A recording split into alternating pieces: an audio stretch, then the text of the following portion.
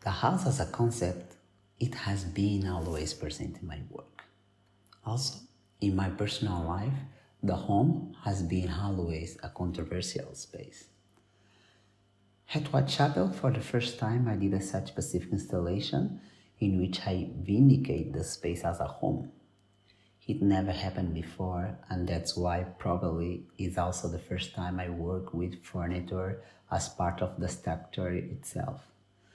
In my previous projects, I have always considered my such specific installations a one-by-one scale model.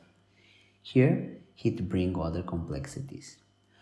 What interests me of the furniture is that always evoke the presence of the body who made it and the body who interact with it. That's why I also place domestic objects and tools around the pegrail that frames the physical space of the show. Shakers used the pegrail to hang tools, objects, and also furniture like chairs on it to transform the space depending on their needs: pray, dance, eat, or others. Also, Shakers community were pacifists, and they had advanced notions of gender and racial equality. This was a quite transgressive attitude in the context of the 17th and 18th century, in contrast with nowadays demonstrations.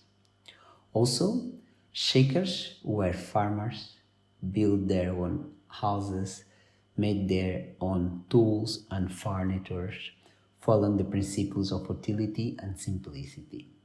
I feel really close of this idea of auto-construction and do-it-yourself. During the COVID-19, which was a totally unexpected situation for all of us, we live more or less like under house arrest.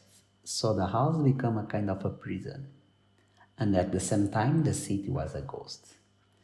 In this occasion, it was a quite contradictory because I evoked the domestic space and the gallery was closed and empty because of the lockdown, while our houses were more occupied than ever.